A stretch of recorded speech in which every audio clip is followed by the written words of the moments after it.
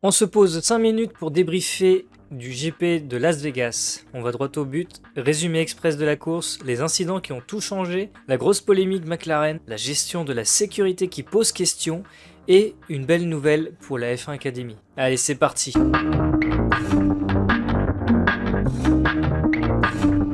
En 2 phrases, départ chaotique, Verstappen qui contrôle et finit par l'emporter, et un classement remanié après des décisions sportives lourdes. Sur le strip, la course a été nerveuse du premier au dernier tour, trajectoire limite, bataille serrée et gestion des pneus qui a fait la différence. Quelques jeunes pilotes ont profité du bazar pour se mettre en valeur, et certains leaders ont dû gérer plus que prévu.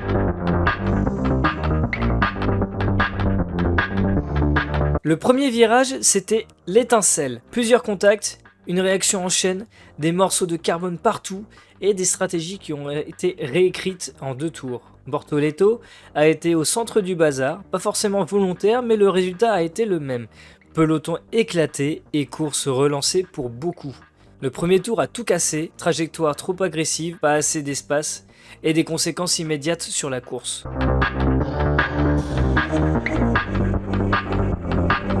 Les qualifs ont été folles, pluie intense, aquaplaning, drapeau jaune et des tours lancés qui valent de l'or. Les pilotes qui ont su rester propres sur une piste piégeuse ont été récompensés et on a vu des chronos surprenants. Ferrari avait clairement du potentiel ce week-end, rythme en un tour intéressant, bonne trajectoire sous la pluie et des réglages qui laissaient entrevoir une vraie compétitivité sur ce circuit de tracé urbain. Ils n'ont pas tout converti en résultat, mais le package est là. Mercedes a encore une fois démontré sa domination sur les pistes froides et piégeuses. Gestion des pneus, stabilité en entrée de courbe et une voiture qui pardonne moins les erreurs adverses. Quand la piste est fraîche et que la fenêtre de fonctionnement des gommes est étroite, Mercedes sait tirer son épingle du jeu.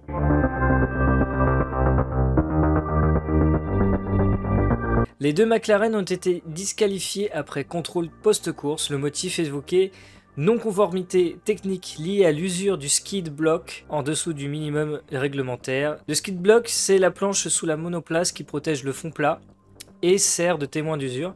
Si elle est trop usée, la voiture a potentiellement roulé plus basse que permis ou subi des sollicitations anormales sur ce tracé urbain.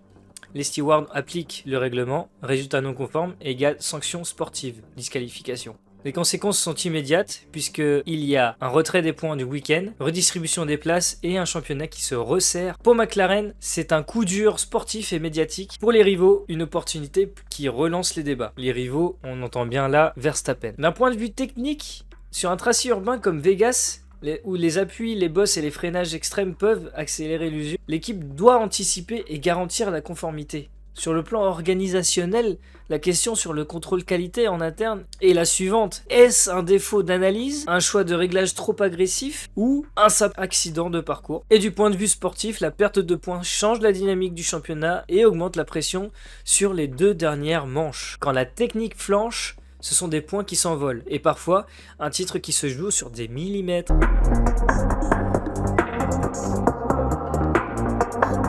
3 gros sujets de sécurité à Las Vegas et plus largement dans la F1. D'abord, l'histoire des plaques d'égout qui se décrochent encore. On a eu droit à donc un drapeau rouge pendant les essais libres, ce qui a réduit énormément le temps de pratique des monoplaces. Ensuite, pendant la course, on avait eu droit à des commissaires sur la piste encore, dès le 2e tour pour débarrasser des débris. Les images et les replays montrent des commissaires encore en zone d'intervention alors que les voitures revenaient à pleine vitesse sous drapeau jaune. Même sous drapeau jaune, la présence des personnes sur la trajectoire quand des monoplaces arrivent à 200 km/h est inacceptable. La coordination entre Race Control et les équipes de piste doit être instantanée et sans ambiguïté. Un autre gros problème était l'apparition d'un engin de levage pendant la neutralisation en F1 Academy. Pendant la safety car, on avait vu un engin de levage qui était intervenu sur la piste. Heureusement, il n'y a pas eu d'accident, mais le risque était réel. Toute intervention mécanique doit être verrouillée par une confirmation claire du race control et une sécurisation totale de la zone. On a eu de la chance cette fois. La prochaine fois, on ne veut pas compter sur la chance. La sécurité, c'est non négociable.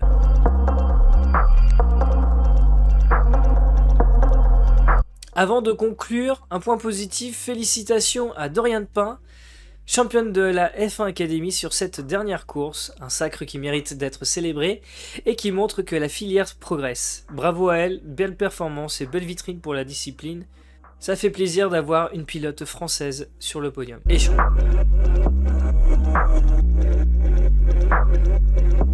Bref, Verstappen gagne, McLaren perd ses points, la sécurité soulève des questions et Dorian Pain décroche le titre en F1 Academy.